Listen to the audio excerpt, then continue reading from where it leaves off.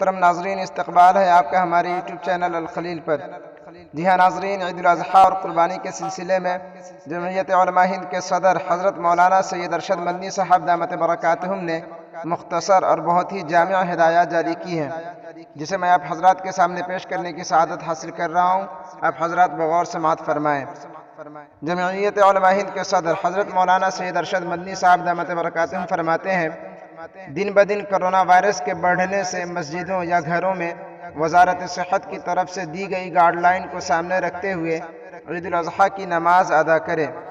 زیادہ بہتر ہے کہ سورج نکلنے کے 20 منٹ بعد مختصر طریقے پر نماز و خطبہ ادا کر کے قربانی کر لی جائے، اور آلائش کو اس طرح دفن کیا جائے کہ اس سے تعفن یعنی بدبو نہ پھیلے۔ ملک اور خاص کر یو پی اور کچھ دوسرے صوبوں کے حالات کے پیش نظر مسلمانوں کو یہ مشورہ دیا جاتا ہے کہ فی الحال ممنوعہ جانور کی قربانی سے بچیں، کیونکہ مذہب میں اس کے بدلے میں کالے جانور کی قربانی جائز ہے۔ اس لیے کسی بھی فتنے سے بچنے کے لیے اس پر اکتفا کیا جانا بہتر ہے۔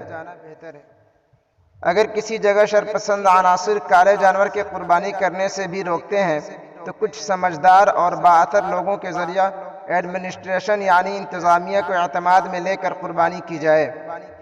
اگر پھر بھی خدا نخواستہ اس مذہبی واجب کو ادا کرنے کا راستہ نہ نکلے تو جس قریبی آبادی میں دشواری نہ ہو وہاں قربانی کرا دی جائے۔